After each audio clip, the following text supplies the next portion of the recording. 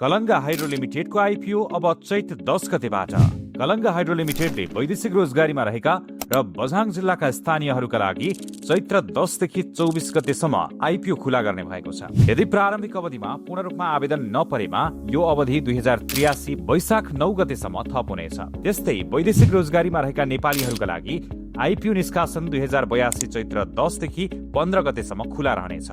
So अवधिमा पूर्ण रूपमा आवेदन नपरेमा यो अवधि चैत्र 24 गतेसम्म थप हुनेछ। कम्पनीको वित्तीय अवस्थाको कुरा गर्ने हो भने कम्पनीको जारी पुँजी 1 अर्ब 40 करोड रहेको छ। यसमध्ये 35% अर्थात् 49 लाख किता शेयर सर्वसाधारणका लागि निष्कासन गरिनेछ, जसमध्ये 14 लाख किता बझाङ जिल्लाका आयोजना प्रभावित स्थानीयका लागि छुट्याइएको छ। त्यस्तै 3,50,000 किता शेयर भने वैदेशिक रोजगारीमा रहेका नेपाली नागरिकहरूका लागि सुरक्षित गरिएको छ। दुवै समूहका आवेदकहरूले न्यूनतम 10 कितादेखि अधिकतम 20,000 कितासम्म आवेदन दिन सकिनेछ। कम्पनीको 2081-82 को वार्षिक प्रतिवेदन अनुसार प्रति शेयर आमदानी इपिएस -1 रुपैयाँ 48 पैसा रहेको छ। यस्तै प्रति शेयर नेटवर्थ 98 रुपैयाँ 56 पैसा कायम छ।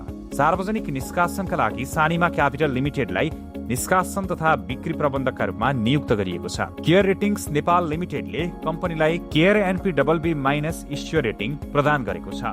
यस श्रेणीका इस्योरहरूलाई आफ्नो वित्तीय दायित्वहरू समयमै पूरा गर्न मध्यम स्तरको जोखिम भएको मानिन्छ। थप जानकारीका लागि शेयर हबको मोबाइल एप आजै डाउनलोड गर्नुहोस् र वेबसाइट भिजिट गर्नुहोस्।